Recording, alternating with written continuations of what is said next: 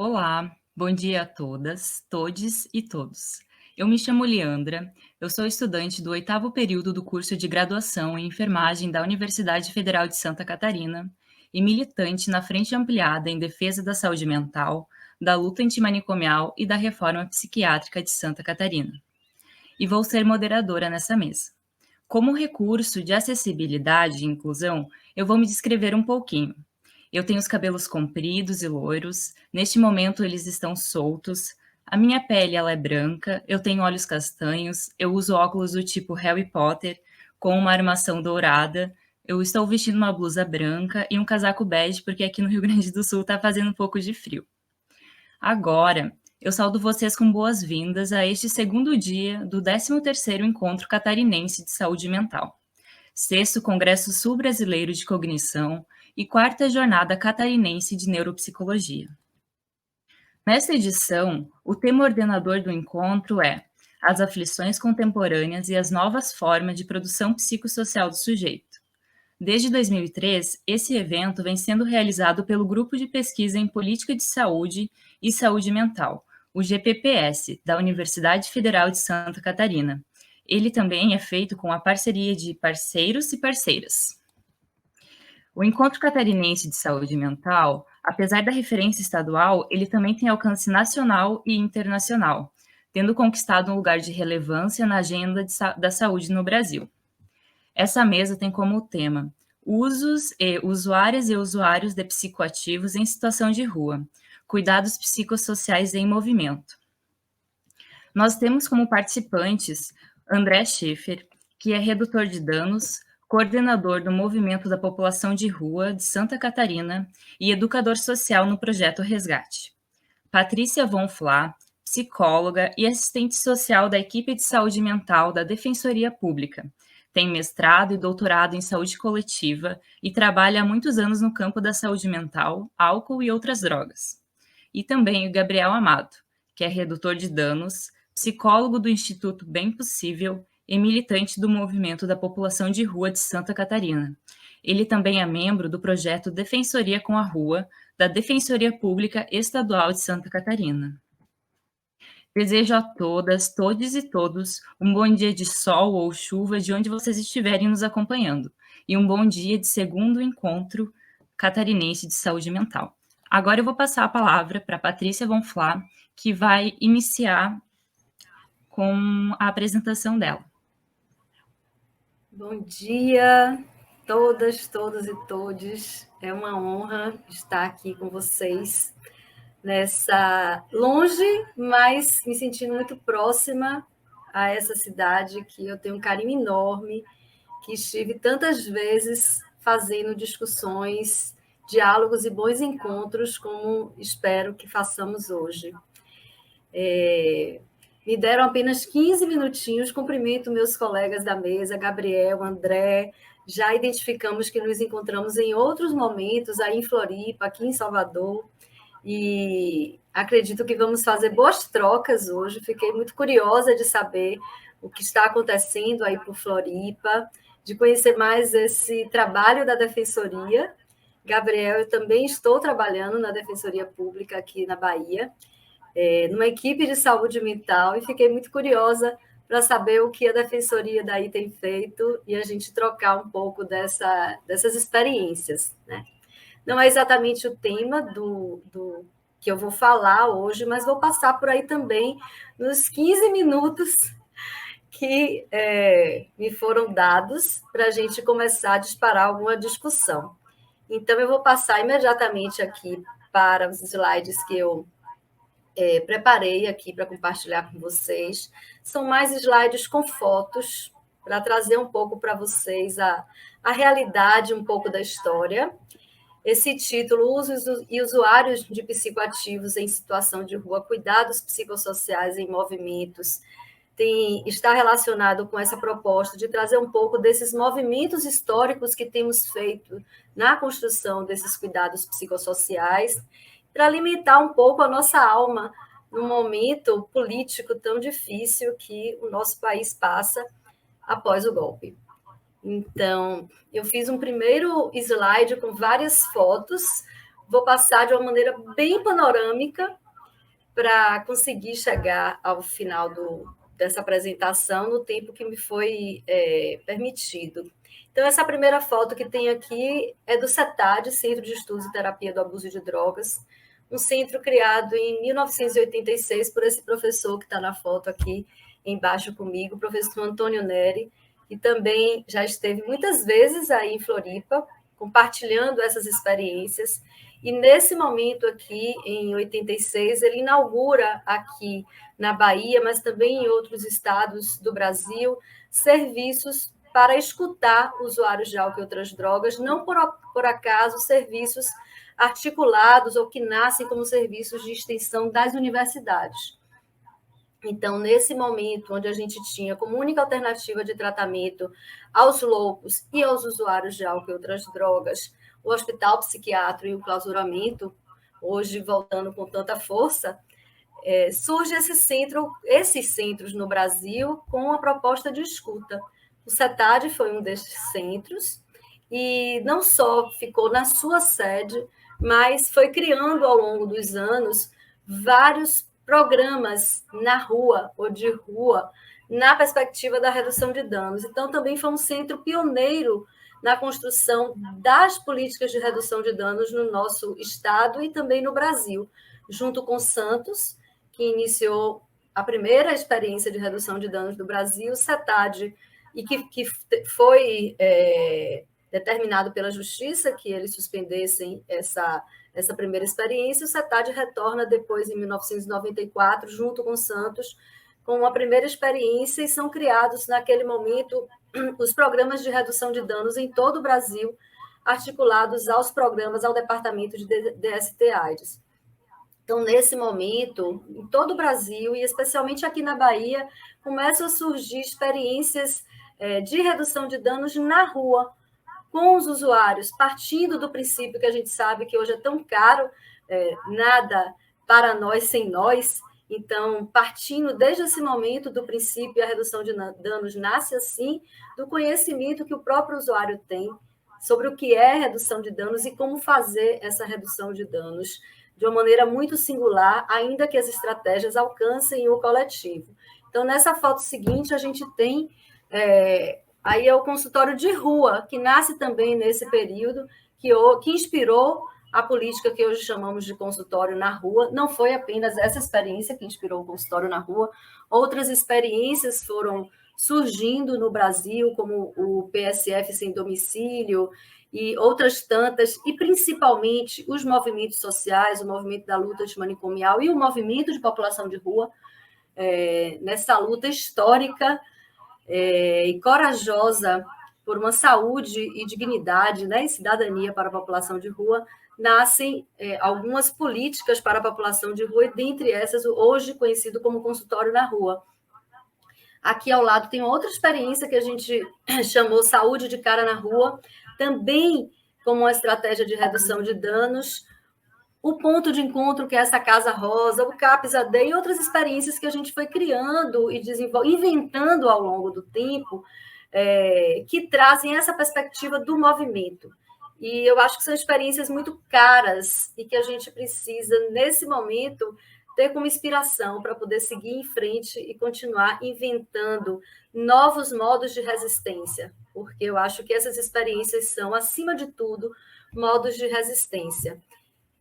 Nesse quadro aí de fotos tem um dispositivo que a gente criou e que na época que eu estava em Santa Catarina, inclusive a universidade mandou uma equipe para filmar esse dispositivo que estava nascendo nesse momento, em 2014, que a gente chamou de Ponto de Cidadania, que era um dispositivo, que era um container que a gente instalou em áreas de concentração de usuários, que ofertava um banheiro, um banho e uma pequena equipe redutora de danos e talvez ampliadora de vidas. E esse primeiro momento aqui foi a implantação desse projeto. Você vê que aqui tem uma colega na beira, né, do esgoto, conversando com uma usuária, e era um trabalho que ele está renascendo nesse momento, está sendo replantado, mas que foi muito potente enquanto experiência para a gente. A gente vinha, né, bebendo aí dessa fonte dos dispositivos que atuavam na rua, com as pessoas, construindo com uma potência enorme as formas de construir cuidados psicossociais com as pessoas, especialmente esse dispositivo que se instalou lá onde as pessoas estão, ofertando algo que é tão básico e tão pouco acessível para as pessoas que estão na rua. Ele chega com uma potência muito grande no sentido da construção do vínculo, né? Da água, do banheiro, dessa oferta que parece que vem como algo concreto, mas que traz por trás uma disposição desses profissionais para fazer o encontro ali mesmo, onde a vida acontece.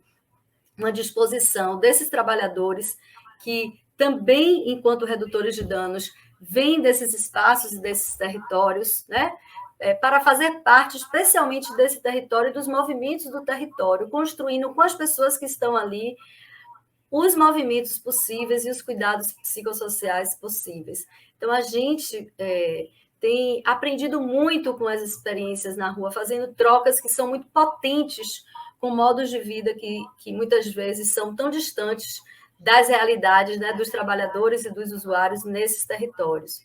E essas experiências, elas têm uma leveza também que é muito contagiante, porque a vida na rua, né? E aí eu acho que o André vai poder falar melhor do que eu, porque tem uma vivência desse lugar, é muito dura. A rua pode ser muito dura, pode ser muito violenta, pode exigir uma violência necessária à sobrevivência, diria Geis Pinheira, mas pode ser um lugar, e é um lugar também de muita resistência, de muita inventividade, de muita alegria. Então, na rua, a gente tem a oportunidade de inventar e utilizar de estratégias, né, de juntar muito rapidamente as pessoas, usando da cultura, da arte, da música, de ouvidos assim abertos e sensíveis para escutar esse outro, construir estratégias que são inventivas, são cuidadoras e são ampliadoras de vida, diria também Lancete. Nesse momento, essas fotos já são mais atuais. Esse projeto Ponto de Cidadania, ele funcionou durante 3 anos, 2014 a 2017, e agora, em março, ele está sendo reimplantado nessas áreas. A gente escolhe sempre as áreas, né, no diálogo com os usuários. Temos redutores de danos usuários fazendo parte dessas equipes, e as áreas escolhidas são as áreas, eu diria assim, mais vulneradas, né? Onde as pessoas estão numa situação de miséria quase existencial, que muitas vezes não tem permissão ou não conseguem nem sair do território de existência. Uma dessas áreas é a Baixa do Fiscal, que a foto foi tirada aqui assim do carro, foi logo no começo, quando a gente estava abrindo o campo. São campos muito delicados, inclusive, essa abertura, mas que a equipe está nessa área desde abril. Então, hoje, essa equipe, eu diria que é uma das poucas equipes de Salvador, se não for a única que trabalha de trabalhadores de rua nessa perspectiva da redução de danos, que consegue entrar nessas áreas, inclusive para fazer alguns trabalhos, não coloquei aqui não, porque nesse mês a gente conseguiu fazer a ação da vacina, junto com o consultório na rua de Tapajipe, nessa área que chama Baixa do Fiscal. Nós conseguimos vacinar 70 pessoas em loco. Então, foi assim um efeito que nem a gente esperava. Então, é um dispositivo, aqui já são essas fotos mais atuais, onde as equipes, os trabalhadores, eles se articulam com todo o território, com a comunidade, com os próprios usuários, e junto com eles vão construindo acessos e cuidados psicossociais em movimentos. Ontem, a gente conversava no processo de formação com uma colega, o tema foi crise, e a gente vem passando na saúde mental, né? Digamos assim, por um momento muito delicado, um momento eu diria, de retrocesso, sim, em algum nível, né? Pelo menos a nível das nossas políticas, da condução que o governo federal vem fazendo das nossas políticas, de um movimento de incentivo, de novo, a financiamento de hospitais psiquiátricos, grande financiamento de comunidades terapêuticas e um desfinanciamento da rede de atenção psicossocial.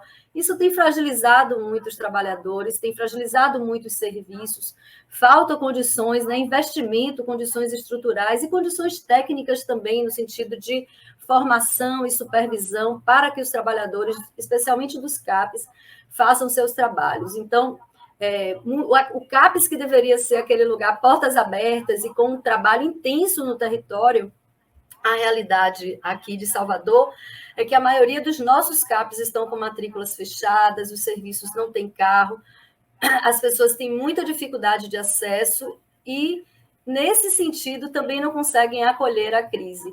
E aí a gente discutia que, enquanto isso, os consultórios na rua e os dispositivos que trabalham na rua são os dispositivos que hoje, pela própria potência que vem da rua, né, desse lugar que não tem as paredes que enclausuram as pessoas e que criam muitas regras, em geral, que impedem acessos, tem uma... A colega usou uma palavra que eu achei muito interessante, uma flexibilidade, ela falou malemolência, sabe? Que eu não sei se é uma palavra baiana, malemolência, mas essa flexibilidade, esse jeitinho assim de construir e inventar as estratégias a partir do que acontece, porque a rua ela é implanejável. A gente vai cheio de estratégia, leva alguns recursos, mas quando chega lá, é a vida acontecendo, é o que acontece naquele momento que a gente vai construir com aquele outro as alternativas possíveis, seja de cuidado, seja de bons encontros, que acontecem sempre a partir dos vínculos. Então, eu sei que eu já devo estar esgotando meus 15 minutos, mas eu não queria deixar de trazer esse questionamento. Temos uma história de muita construção, eu posso dizer, como uma pessoa que está há 30 anos trabalhando no campo da saúde mental e que iniciou quando ainda a reforma psiquiátrica não era uma realidade. Então, eu entrei em 1990, o SUS estava sendo, né, implementado depois da Conferência de 88, a gente estava aí criando o SUS, criando os dispositivos da reforma psiquiátrica, numa luta intensa por uma reforma psiquiátrica antimanicomial. A gente sai do nada e constrói toda uma RAPS, né, com muitas lutas e muitos movimentos de resistência, e a gente vê esse encolhimento que vivemos. Eu não acho que seja só pelas notícias que eu tenho tido, não é só na minha cidade, não é só em Salvador, não é só no meu estado, a gente tem tido um recuo nesse sentido da sustentação do cuidado e liberdade. E aí eu acho que a gente precisa, já que esse é um encontro de saúde mental, perguntar, um encontro catarinense, então como é que estamos hoje, como é que está Santa Catarina hoje? Há um retrocesso, esse retrocesso e esse fechamento, essa dificuldade dos serviços de acolherem essa crise barulhenta, significa que nós fracassamos. Nós estamos trabalhando na perspectiva do circuito da cronificação ou da reinvenção.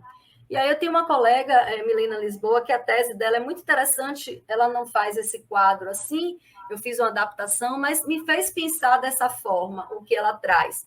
A gente encontra os usuários de substâncias psicoativas, né, nesse contexto da rua, por exemplo, vamos lá, do Aquidauã, que é uma das áreas que a gente trabalha, e lá circulam diversos profissionais, diversos serviços da rede SUS, da Segurança Pública, e nós, trabalhadores de rua, chegamos lá com alguma oferta. E aí eu acho que a primeira pergunta que a gente, enquanto profissional, precisa fazer é, quando eu encontro esse outro, eu escuto, eu faço vínculo, o que é que eu oferto para ele? Eu me oferto a esse encontro, porque acolhimento e vínculo é a base para a construção da autonomia. E ele precisa de tempo e paciência, sem precipitações salvacionistas, que muitas vezes somos convocados a resolver situações de imediata, tirar aquela pessoa da rua, em nome, né, de salvar uma vida, mas muitas vezes a intenção é de acalmar um pouco os desejos de manicômio, que ainda estão cada vez mais fortes na nossa sociedade, de tirar as pessoas da rua. A gente precisa pensar e se questionar: a gente faz vínculo, a gente escuta, ou a gente já vai com essa ideia de que não temos hoje condições de acolher a crise? E nesse sentido, a partir de como a gente escuta, de se a gente faz vínculo ou não, que rede a gente vai construir, que rede a gente constrói de cuidado psicossocial. A gente constrói uma rede viva ou a gente constrói rede armadilha? E aí ela utiliza esse termo rede armadilha para dizer que muitas vezes as nossas intervenções vão conduzindo as pessoas para os hospitais psiquiátricos e para a manicomialização. A gente, então, faz a internação psiquiátrica ou a gente trabalha nessa perspectiva, que aí é isso que eu queria trazer, da instituição. Então, a instituição, os nossos serviços, eles têm um disciplinamento e um controle, têm condições de acesso que as instituições exigem, que a instituição, que seria esse fora, rompe com essa dualidade. Então, sem indicações, a gente consegue fazer novas sociabilidades, convivências contra-estigmatizadoras, e aí sim a gente consegue sair desse circuito da cronificação e entrar no circuito que eu chamaria da reinvenção e da autonomização, que é justamente essa questão que eu queria que vocês pudessem refletir de como está aí hoje a rede de vocês. Eu vou caminhando aqui para terminar, que eu já estou vendo aqui que eu já devo ter esgotado o meu tempo. Vou passar aqui esse slide, mas apenas para vocês pensarem, quando eu trago aquela foto, né? Ali era a orquestra sinfônica que a gente levou para a rua, e pensar se a alegria e a felicidade como direção ética do cuidado, eis o aprendizado que continuarei buscando praticar enquanto trabalhadora pesquisadora de rua. Onde está a alegria e a felicidade no seu cotidiano de trabalho? Eu tenho pensado muito no meu cotidiano, tem sido um cotidiano muito duro, um cotidiano com muitos nãos, inclusive um cotidiano enquanto equipe de saúde mental da Defensoria Pública, que chega os casos mais graves e que cabe a mim, que sou assistente social, fazer uma mediação de acesso, e essa mediação tem sido muito difícil. Onde é que eu encontro a sustentação para continuar, para não desistir das lutas?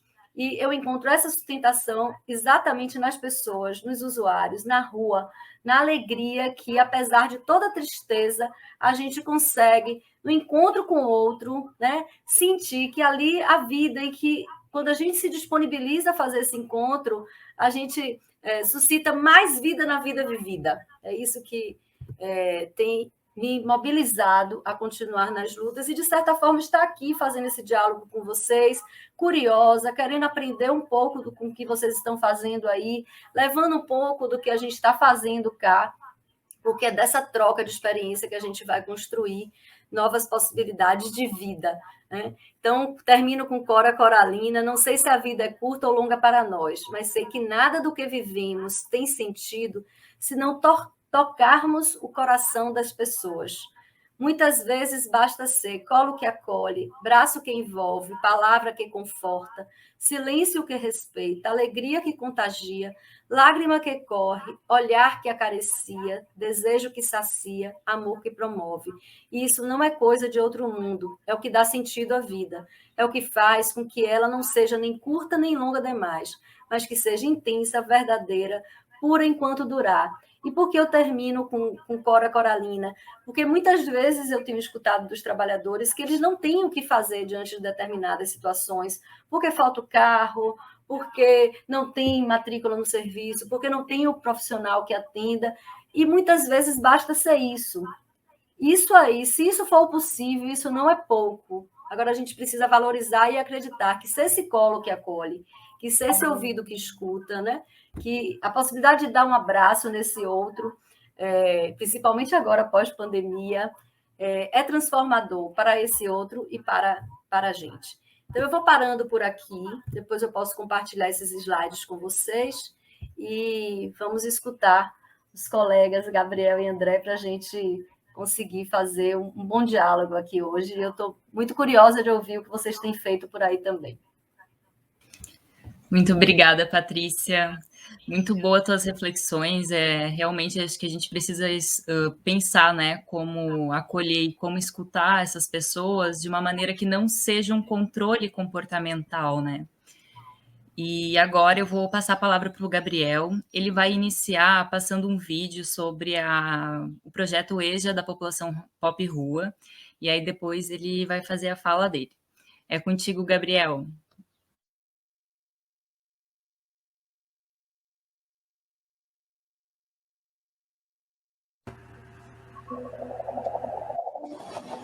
para estar na rua, cada um tem uma história pessoal.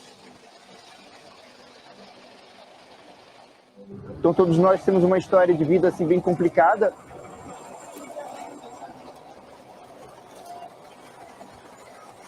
É um trabalho digno e as pessoas elas retribuem assim de uma maneira muito gratificante. Elas te agradecem e às vezes a gente nem sabe por que estão nos agradecendo.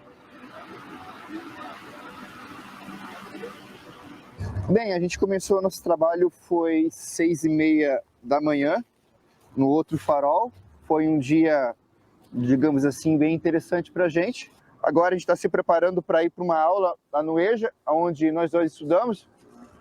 E vamos agora para o colégio. Vai ser interessante, vai ser mais uma aula bem dinâmica, que a gente conversa bastante, bem diferente do que é uma escola tradicional. São pessoas da rua mesmo, e de dentro da cabeça de uma pessoa que mora na rua sai 1 milhão de coisas muito interessantes.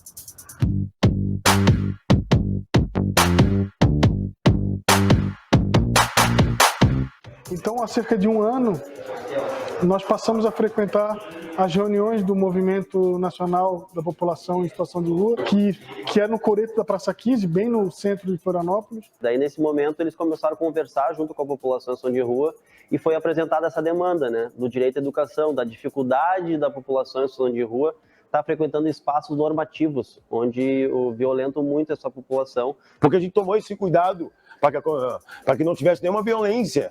Porque não é fácil para um cara de 35 anos falar, eu não sei escrever, eu quero aprender.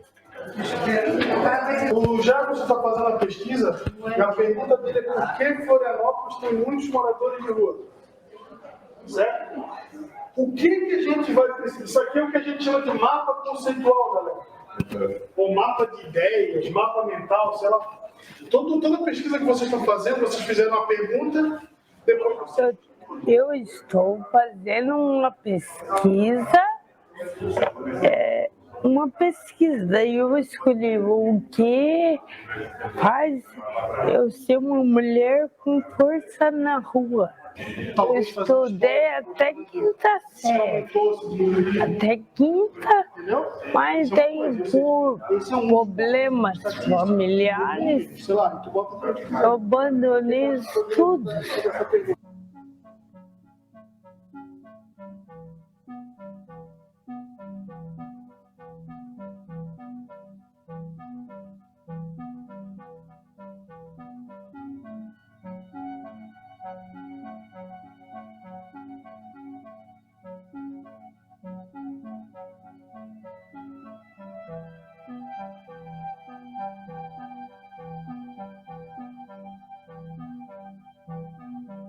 Que letra é essa? Tem no teu nome?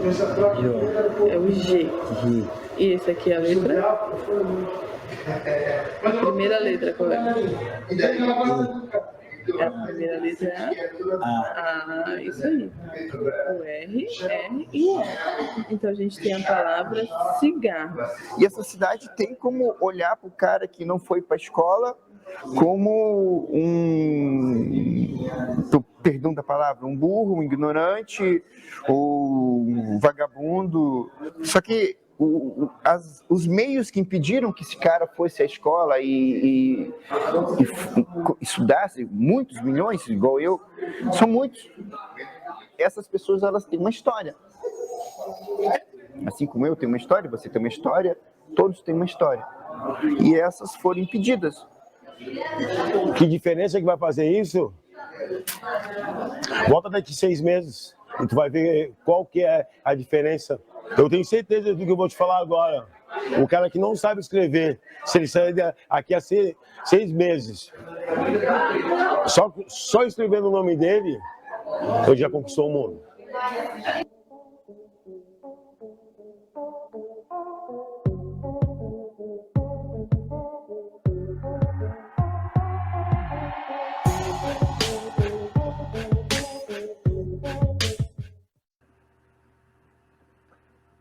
Olá, pessoal. Então, muito obrigado, né, pelo convite. É muito bom estar nessa mesa, né, Patrícia, né, a gente realmente, como ela falou, a gente já se encontrou em tantos lugares, né? Salvador, alguns eventos aqui no Costão do Santinho, com a UFSC. Então, meu nome é Gabriel Amado, muito bom estar na mesa com o André Schaefer também, para mim é um dos melhores redutores de danos aí que nós temos no Brasil hoje. E hoje eu venho desenvolvendo algumas ações, então eu sou, né, integrante, né, do projeto Defensoria com a Rua. A gente vai ao encontro, né? Acho que a Patrícia ela trouxe umas experiências de dispositivos que é o que funciona com a população em situação de rua, né? Da gente ir ao encontro desse sujeito. E as instituições, elas,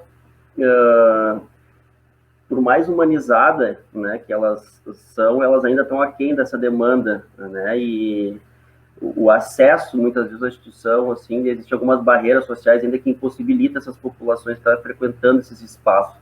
Então, nada melhor do que acontecer, né, as ações na rua, né? Acho que muito por isso que o próprio consultório, né, que era consultório de rua, né, que era dentro de um posto de saúde específico, né, ele se tornou consultório na rua, onde existe mais a efetividade dessa política de ir ao encontro desse sujeito, né, que é vulnerabilizado socialmente, né, excluído de diversos espaços, né? Então, hoje a gente está dentro dos dispositivos, enquanto defensoria pública. Hoje a gente vai para a praça, né, atender essa galera, porque eu também sou do movimento, né, da população em situação de rua.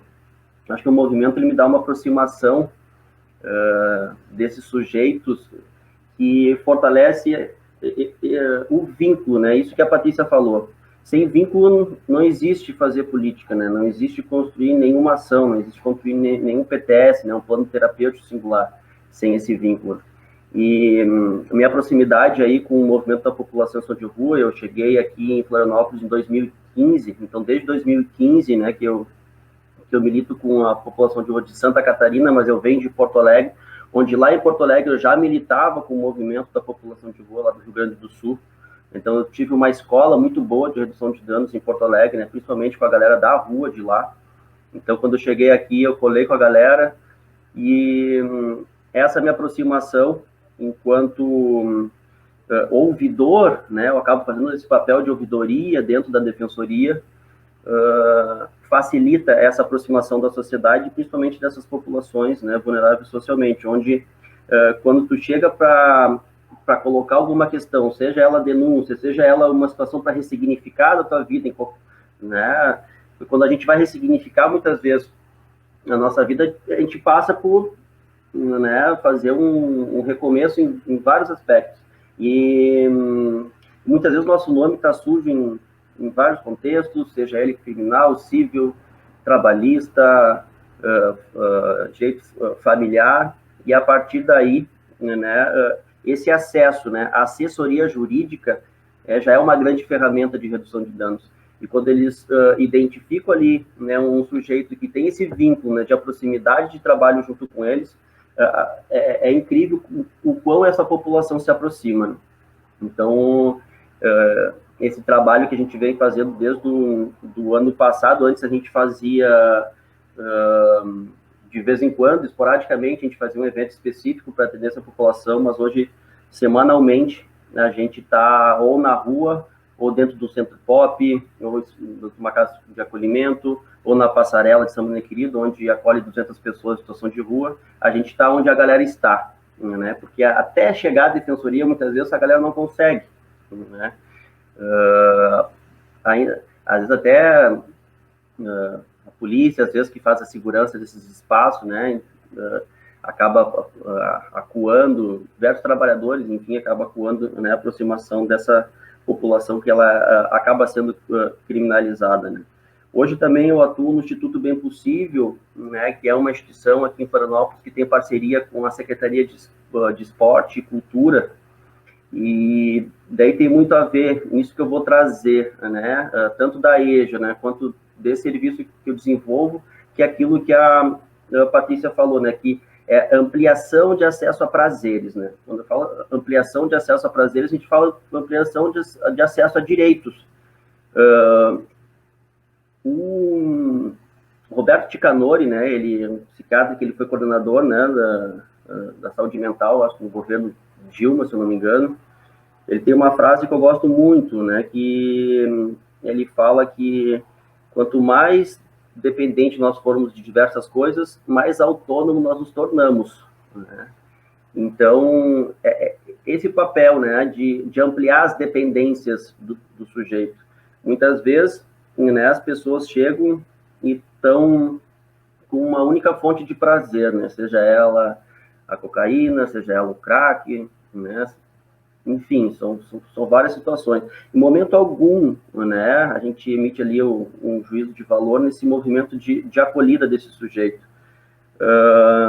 Mas a gente, né, pergunta o seu nome, a gente tenta conhecer mais essa pessoa para construir, né, uma ação de ampliação, né, de acesso a prazeres. Muitas vezes as pessoas não têm onde se alimentar, a gente precisa se preocupar com a segurança alimentar, a gente faz uma luta aqui na cidade por restaurante popular, por exemplo, né, a gente luta por políticas públicas aqui, não de governos, que elas podem acabar de um governo para o outro. A gente luta por acesso à educação, né, com o desenvolvimento aí da EJA Pop Rua, a gente luta por habitação, né, ter uma moradia, ter um lugar para deitar a cabeça, né, onde tu sabe que no final do dia tu vai ter um lugar, um espaço, né, para tu dormir, para tu tomar um banho. Tudo isso aí chapa também. Né, muitas vezes nas oficinas de redução de danos, que muitas vezes eu ministrei, né, no Instituto Arco-Íris, a oficina de redução de danos do Centro de Convivência, né, a pergunta era, né, o que tu te chapa para além das substâncias químicas, né? Porque a dopamina, ela é a substância do prazer, né? Então, a gente precisa estar ampliando, né, as possibilidades de vida, principalmente de uma população que tem pouquíssimo acesso, né? E daí, aí, quando eu trago a EJA, né, para falar sobre redução de danos, eu trago também dessa metodologia que foi criada, né? Já está no fim, quase. Dessa metodologia para a criação dessa EJA. Vocês viram ali que o coordenador da EJA, ele foi na reunião do movimento no Coreto. Ele sentou no chão com a rua, ele começou a dialogar com a gente fez um levantamento, né, de que se existia aquela demanda mesmo, né, aqui em Florianópolis, né, para se abrir uma turma específica da população de rua.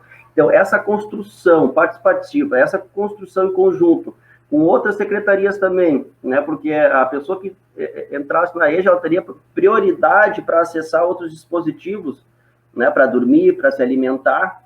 Então, eles chamaram o movimento para fazer uma formação de redução de danos para os professores, para acolher, né, o sujeito da maneira que ele é, né, para ter mais essa liberdade de aproximação dessa população. Então, quando eu trago, né, esse vídeo da EJA, que qual a gente foram umas meninas da UFSC, até da comunicação, que fizeram, e ganharam o prêmio, né, da Globo, lá do Profissão Repórter, né, foram mais de 200 vídeos encaminhados para o Profissão Repórter, e 20 que foram premiados, mas até os 10 primeiros iam passar na televisão.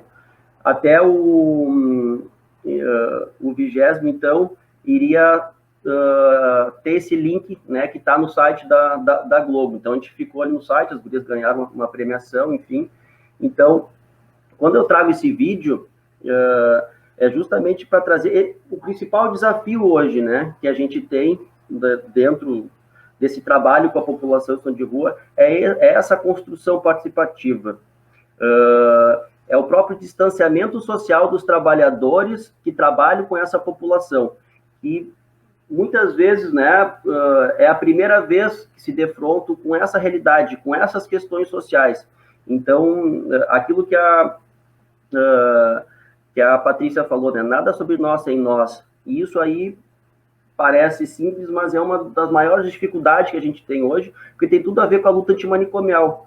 A redução de danos, ela é uma desmilitarização do cuidado, dessas relações de poder que estão presentes na nossa sociedade. Então, esse dialogar junto com esse sujeito já é uma redução de danos. Dar voz, né, para quem nunca foi escutado, já é né, uma redução de danos. Então, a potência que tem, né, esse projeto, né, a nível metodológico, mostrando um exemplo, né, daquilo que realmente funciona de uma maneira participativa, né, e aceitando, né, aquele sujeito, não julgando. Porque muitas pessoas, né, por exemplo, a gente consegue fazer um trabalho de ampliação de acesso a direitos e ela sai dessa situação de rua. Só que elas não, muitas vezes ela sai dessa situação de rua, mas não deixa de usar drogas, né? Porque acho que o Schaeffer tem uma frase muito bacana que eu gosto, quando ele fala que não é a rua que usa a droga, né? É a sociedade que usa a droga. A rua, ela faz parte dessa sociedade. Então, todos nós somos usuários de droga, né? A redução de danos, ela traz essa ampliação do olhar do que é, né, droga, né? Então, no momento que a gente consegue, né, pensar nesse uso, pensar nesse plano, né, singular, porque cada sujeito vai se aproximar de uma maneira completamente diferente, e ali tu vai construir uma rede, né, dentro desse serviço, né, especificamente dentro das suas demandas singulares, né. A mesma pessoa que quer, né, tipo, tem de um lado uma pessoa que quer parar, né, de usar droga, nós vamos trabalhar a abstinência também com essa pessoa. A outra pessoa que quiser modificar seu uso, né, que está prejudicial naquele momento, nós vamos trabalhar também. A redução de danos, ela abre um leque de possibilidades de você ser, né? Muitas vezes, as pessoas que frequentavam a oficina de redução de danos chegavam para mim e falavam: Gabriel, não estou conseguindo mais ir no CAPS, né? Porque de tanto a gente trabalhar o que é violência aqui nesse espaço, eu chego lá na frente do doutor, do psicólogo, enfim, de uma assistente social, eu preciso falar o que eles querem ouvir, né? Não aquilo que eu sou, né? A diferença de um grupo de NA, por exemplo, para uma oficina de redução de danos, é que na oficina de redução de danos, né, é isso que eu falei, né?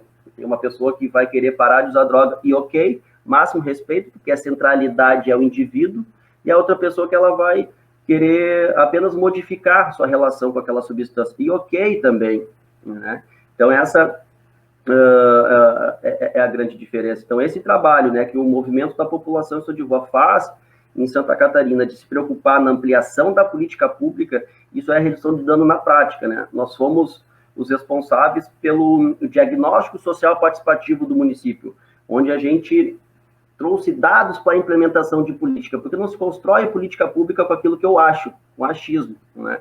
Por exemplo, no diagnóstico que a gente desenvolveu, 77% da população de rua de Florianópolis ela tem um trabalho e renda, uma atividade de trabalho e renda. Isso é um dado interessantíssimo para o desenvolvimento de uma política pública. E quebra também aquele preconceito, aquele estigma de que todo mundo é vagabundo, né? Obviamente que seja aquele serviço formal ou informal, né? Cuidar de carro dá dinheiro, uma atividade que desenvolve, né? É um trabalho que desenvolve renda, mas ele não está dentro da formalidade. Mas é um dado importantíssimo para a construção dessas políticas públicas. Então, hoje, os dados que a gente tem em Florianópolis, justamente foi o movimento que se preocupou nessa ampliação.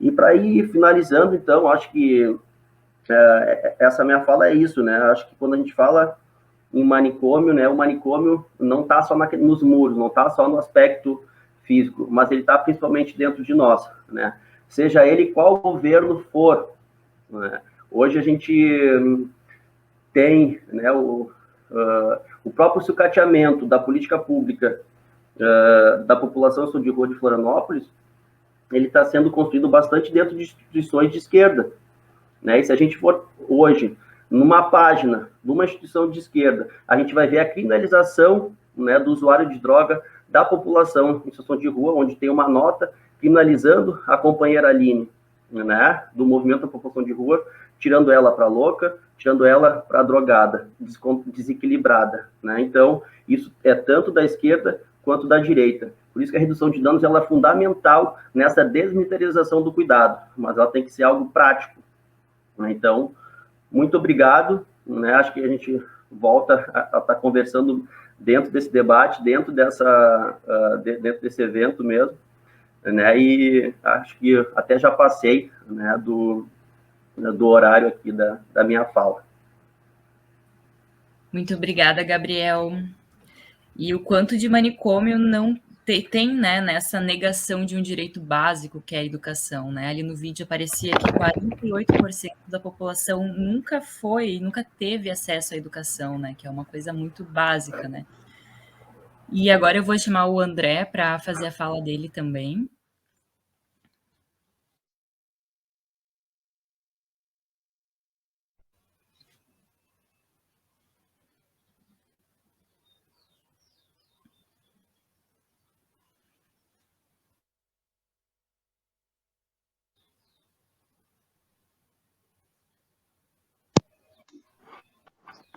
Me ouvindo, Leandro?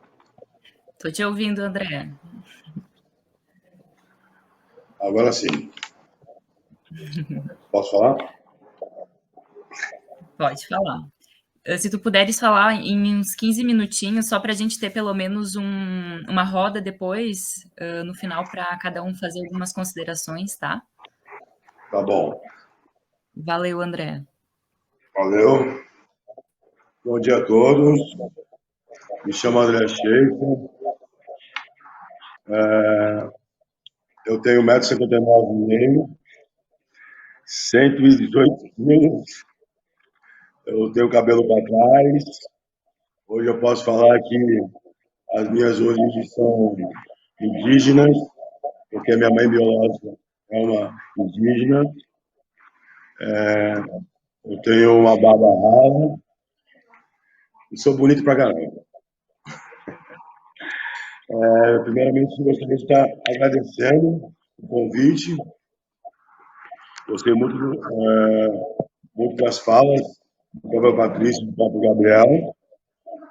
É uma honra estar participando.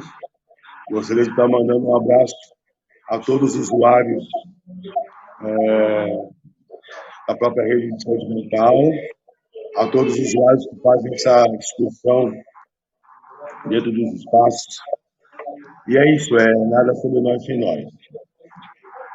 Bom, a minha fala vai se basear mais ou menos dentro da fala do próprio Gabriel, também concordando com o que a Patrícia fala, mas entrando nessa fala do Gabriel, que na própria construção do eixo da própria rua,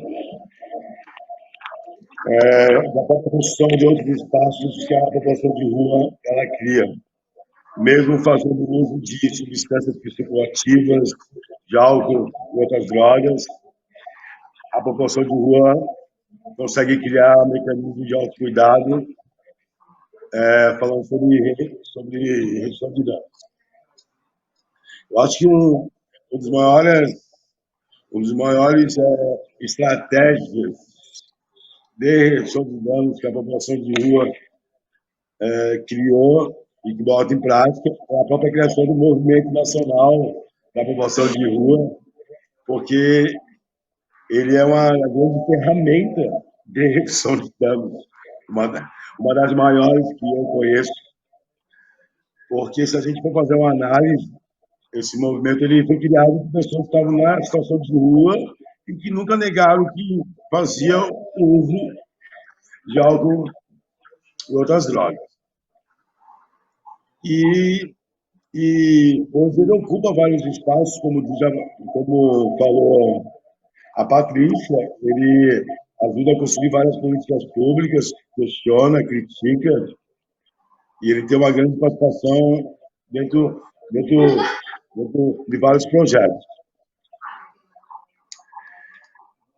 É interessante também falar que quando o próprio Gabriel Amado ele fala da militância dele, é interessante falar que quando o Gabriel chega na própria cidade de Florianópolis, não trazendo só o mérito para ele, mas também de outras pessoas, redutores de danos militantes, mas falando do próprio Gabriel, dessa aproximação com a rua, com o próprio movimento, né? E quando ele chega perto dessa população de rua, aqui, né, em Florianópolis, é onde a gente começa a falar dessa tal redução de danos.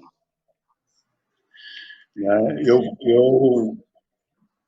gosto sempre de estar falando com as pessoas que, além de trabalhar no projeto Resgate, além de falar que sou redutor de danos, além de falar que sou membro do movimento, também tem uma outra apresentação minha. Uso todos os tipos de substâncias há 30 anos. Nunca tive vergonha de falar sobre isso. Também faço parte da população carcerária, porque também já tive preso várias vezes. E hoje me encontro num espaço onde muitas pessoas não usam drogas, nunca tiveram presas, né? Eu estou no mesmo espaço, então não há diferença, né? Quando as pessoas falam, mas a pessoa que usa droga, ela não tem capacidade de fazer. Eu vou te falar que eu posso falar que eu sou uma das pessoas que posso contrariar essa fala, porque eu passei por todas essas situações e eu frequento o mesmo espaço que muitos de vocês estão me ouvindo também frequentam. E quando eu falo do próprio Gabriel Amaro, ele trouxe uma lógica da redução de danos que naquele momento foi muito importante. Quando ele se apresenta para mim e ele fala, cara, eu quero falar sobre drogas contigo, mas sem uma fala punitiva. E eu falei, não, então fala. Claro que eu não falei assim, né? Eu falei de outra forma. O porquê? Porque por muito tempo a gente conheceu uma lógica punitiva, né? Não, você tem que se internar, porque senão tu vai para o inferno, né? Tua família fez tudo para ti e tu és ingrato. Mas o uso de drogas e substâncias, ela não vem de agora. Ela é histórica. Ela veio lá de trás. E quando eu conheço, vamos falar, é que a minha redução de danos ele é um projeto de vida. Ele é muito mais além do que drogas. Né? Ele é uma relação de organização com a vida. Porque a partir do momento que eu comecei a organizar minha vida, né, que daí vem moradia, segurança alimentar, emprego, relação, eu consegui organizar também o meu uso de drogas. Porque, querendo ou não, o meu uso de drogas também faz parte da minha vida. Então, quando o próprio Gabriel apresenta o Eja Pop Rua, não só o Eja Pop Rua, mas como Voz das Manas, que é criado pela companheira Aline, né? Mana Preta, que foi homenageada pela medalha Antonieta de Barros, que faz uma luta maravilhosa, mas que sofreu violência por espaços que se dizem estar junto com a rua. Nós também temos um projeto chamado Esporte para Todos. Por que eu estou falando isso? É importante falar que quem criou esses projetos são usuários de substâncias. E muitos deles vivem na situação de rua. Então, olha só a grandeza disso. Pessoas que usam drogas no final de tarde, ou de manhã, ou à noite, ou então que esperam a própria sexta-feira, que nem eu, que nem você que está do outro lado da tela para poder fazer o seu lazer, mas que moram nas ruas, com vários rótulos, com várias violências, conseguem se organizar para criar mecanismos de redução de danos entre a própria população que ela faz parte. E eu vou falar com todo respeito, 70% dos espaços que se dizem acolhedor entre os usuários não reconhecem muitas vezes esses mecanismos que essa população cria. O Eja Pop Rua, ele foi criado no chão, na base, na marquise. O Esporte para Todos, ele foi criado na base, no chão, na Marquise. O Esporte para Todos ele era criado ele era formado de pessoas que estavam na rua, num olhar de autocuidado para poder falar sobre drogas, machismo, violência, preconceito, xenofobia, violência contra a mulher. No começo, a gente tinha 40 pessoas que iam para o Parque da Luz jogar bola, e no final, a gente tinha 80 pessoas em situação de rua, ocupando a própria cidade. E quase todas as instituições negaram ajuda para que esse projeto pudesse ir para frente. Esse projeto nunca teve nenhuma veia financeira, mas ele foi tocado durante 12 domingos pela própria Pop Rua, uma grande organização. Teve mais ajuda da própria sociedade civil, de grupos universitários, do que da própria iniciativa privada. Nem as próprias universidades, nem a própria Universidade Federal, que deveria ter o papel de estar junto nesses pequenos projetos, esteve junto. Então, é importante falar que a rua já faz muito tempo que ela dá aula sobre redução de danos, né? Que ela dá aula de autocuidado, né, com os usuários. Mas ela nunca é legitimada. É interessante falar que quase tudo que está produzido dentro dos livros acadêmicos das universidades vem desses usuários que estão na rua. E quando as universidades lançam os livros, os professores, eles nunca acreditam, ou então botam crédito para essas pessoas, né? Geralmente, raramente, os TCCs que falam sobre população de rua, quem está apresentando volta para as ruas para agradecendo as entrevistas. A rua, ou as ruas, ou os usuários de qualquer tipo de substância, há muito tempo já vem fazendo o que é redução de danos. Quem é pioneiro nessa estrada são os próprios usuários.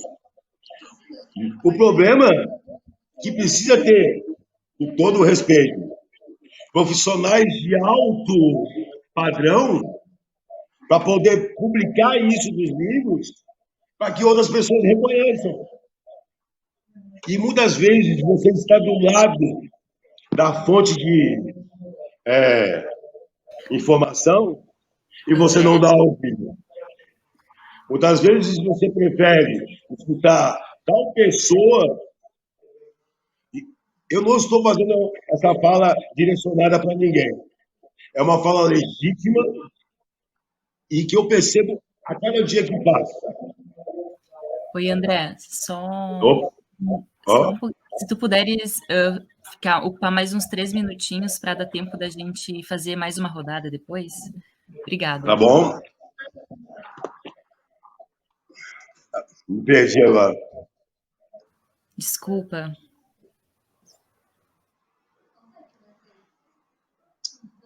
Bom, eu não quero falar, eu vou resumir bem prático. Infelizmente, nós, usuários de qualquer tipo de substância, ou como população de rua, a gente precisa de pessoas que têm PhD, que têm isso, que têm aquilo, para que as nossas ações sejam reconhecidas, né? E com todo respeito. Dizem que eu vou fazer uma fala bem rápida.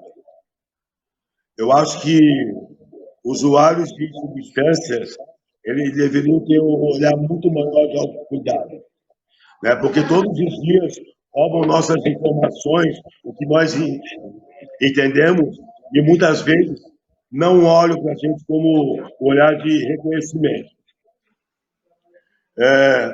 Muita informação vem da luta de uma galera que está nas calçadas. Então, eu peço, se querem falar sobre cuidados de usos e usuários dentro desse processo de uso de drogas, vamos reconhecer, não apenas reconhecer, né? Não adianta falar, eu reconheço que a pesquisa foi feita. Vamos lá, né? Devolver para esses usuários os créditos que eles merecem. Não adianta ser só escutado dentro da Conferência Catarinense ou dentro do Encontro Catarinense de Saúde Mental. Nos escutem dia a dia, no caminhar, no corredor. E é isso. Nada sobre nós sem nós. E repare uma coisa. Tudo que fala sobre redução de danos, de projeto para o cara que usa droga, etc. No fundo, na construção, sempre tem uma pessoa que usa substâncias lícitas ou ilícitas. Sabe por quê? Porque as drogas, ela não é vinculada com as ruas, mas com toda a sociedade, porque a rua é sociedade. Bom dia. Muito obrigada, André. Muito bom sua fala também. E muito importante para esse espaço, né? Agora, a gente vai fazer uma rodada de finalizações e considerações finais. Aí a gente pode seguir a mesma ordem, começando com a Patrícia. E eu peço que tenha uns de 3 minutos apenas, porque a gente já está indo para os momentos finais aqui e às 10 horas começa outra atividade, tá? De 3 a 4 minutos, tá bom, Patrícia? Vai lá. Tranquilo, Leandra. Muito forte as falas, agradecer a Gabriel e André esse compartilhamento e destacar, já que 3 minutos, o que ficou assim ressoando nos meus ouvidos, né? Quando o Gabriel fala da ampliação de acesso a prazeres, eu acho que a gente fala muito pouco disso em relação à população de rua. Parece que as pessoas vão lá para resolver problemas como se isso fosse possível, como o André falou, né? Tem que fazer parte do cotidiano, não pode ser aquela coisa assim, hoje eu vou vestir minha camisa de trabalhador, isso é para os trabalhadores, e vou lá oferecer saúde. Não é assim que se constrói saúde. Saúde se constrói no cotidiano, se constrói na convivência com as pessoas, e quem sabe o que é saúde, o que é prazer, o que é estar bem na vida, é a pessoa que está ali vivendo isso. E que só ela pode falar da sua dor, do seu sofrimento, e só ela pode indicar os caminhos de construção. A gente pode chegar junto, estar junto, se dispor, né? Mas não é só vestir uma camisa assim de um dia e voltar. Eu acho que o que André fala é esse trabalho de todo dia que tem que vir de dentro, tem que fazer parte desse ser, dessa transformação que a gente vai vivendo no cotidiano da rua, né? Tem que se deixar transformar para ser trabalhador de rua. Falando aqui, André e Gabriel, do lugar de trabalhadora, que é o meu lugar de fala. E me tocou muito, André, quando você fala que o movimento de população de rua ele é principalmente redutor de danos. Vou adotar e vou licitar nisso. E eu fiquei pensando, mas por que redutor de danos? Porque amplia vidas, né? Porque dá sentidos, porque dá direção, porque cria projetos de futuro, porque cria movimentos de resistência no coletivo, porque faz liga, né? Porque dá sentido à vida. Todos precisamos ter sentido, dar sentido às nossas vidas. Então, da mesma forma que o movimento de população de rua dá um sentido à vida de vocês, é o movimento da luta antimanicomial, que há 30 anos eu faço parte, que também dá sentido à minha vida todos os dias. Eu acho até que, às vezes, do lugar que eu estou hoje, enquanto defensoria de ficar no lugar de estar questionando, de estar exigindo que as portas se abram, que o cuidado aconteça, mas não é só do lugar de cá não, viu, gente? Eu vou junto, eu acredito que eu preciso ir junto, vou lá junto com o trabalhador, vou lá na rua, vou lá junto com o usuário, vou lá, chama a reunião, articula todo mundo, ouve todo mundo, coloca as mãos para fazer junto, mas mesmo assim é desse lugar que incomoda, né?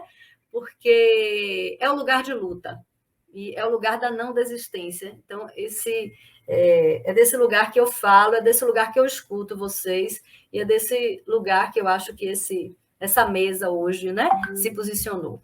Então, obrigada mais uma vez, Leandra, especialmente, quase não cumprimentei no começo, por já começar, só me deu 15 minutos, me deixou desesperada, mas obrigada pelo cuidado com que você conduziu a mesa, conduziu antes, para a gente conseguir estar aqui hoje nesse momento. Pronto, ó. Muito obrigada, Patrícia. Agora eu vou passar a palavra para o Gabriel. Então, pessoal, ótimas as falas, né? Queria agradecer imensamente o espaço aí. E, enfim, eu acho que a gente precisa estar radicalizando, o momento que a gente precisa estar radicalizando a democracia dentro dos nossos espaços principalmente trabalhador, da onde eu falo, né? De todos, qualquer espaço, ele precisa ter, que seja uma assembleia, que tenha uma ferramenta, né, de que a gente possa estar escutando esses sujeitos de direito, que somos todos nós, né? Porque senão a gente acaba sendo engolido pelo sistema, porque o sistema ele não vai escutar a rua, jamais vai escutar a rua, né? Às vezes, mesmo nesses eventos de saúde mental, que a gente tem já um movimento direcionado para se humanizar, a gente ainda passa por situações de violência, né? Então, imagina aquelas pessoas que não têm essa reflexão diária, né? E a gente se questiona o que é, né, saúde mental. Saúde mental, a gente precisa estar falando de renda, a gente precisa estar falando de educação, de habitação. A população em situação de rua, ela não é só Secretaria de Assistência Social, Secretaria de Segurança, é Secretaria de Esporte, é Secretaria de Cultura, Secretaria de Educação, é Secretaria, né, do IGEOB de Trabalho e Renda, de Habitação, enfim, é um aglomerado, é uma ampliação de secretarias, porque hoje, se tu for ver, no próprio comitê, às vezes, de acompanhamento das políticas da população em situação de rua, tá lá o comandante da PM, tá lá o comandante da guarda, tá a assistência social, de vez em quando a saúde. Né? Então, a gente precisa estar, sim, né? Acho que quando a gente fala sobre redução de danos, falando de danos, não atrai muito, né? E a gente não vai, né, fazer um uso, por exemplo, adoro tomar uma cerveja, eu não vou tomar uma cerveja pensando que eu vou me acidentar de carro e bater na minha companheira ou companheiro quando chegar em casa. Obviamente, né, que eu não vou romantizar ao ponto de não entender, né, que acidente de trânsito, né, e violência doméstica está diretamente relacionado ao uso de álcool. Mas eu vou tomar cerveja pensando nisso? Não, eu vou pensar no prazer. Então, por isso que a gente precisa ser, o redutor de dano, ele tem que se preocupar muito mais na ampliação de acesso de possibilidades de vida, na ampliação do acesso, né, a direitos, que é isso que é vida, né? Então, é isso que eu trago, assim, né, acho que de experiência, né, de trabalho com essa população, da importância, né, da gente estar acolhendo, né, uma importância de a gente estar radicalizando a nossa prática, principalmente no contexto onde a gente não vivencia a situação de rua, né. Esses dias eu estava numa audiência e a juíza me perguntou se aquele sujeito que tinha saído da situação de rua, ele estava fazendo tratamento de saúde mental no CAPS. Eu falei, olha, doutora, ele está numa casa hoje, ele está trabalhando, né, ele está sabendo onde dormir, onde tomar banho, né, e ele praticamente, né, parou de usar diversas drogas, não digo que parou de usar todas, né, e isso é saúde mental, né, é ter condições básicas, né, de vida, né, de acesso a direitos, né, então isso que eu trago para estar finalizando, né, que a gente precisa radicalizar os nossos espaços de trabalhadores, porque senão a gente vai fazer política manicomial. Muito obrigada, Gabriel. Muito potente tua fala. A gente não teve nenhuma pergunta no chat, mas teve muitos agradecimentos, muitos elogios. E agora eu vou passar a palavra para o André para fazer as considerações dele.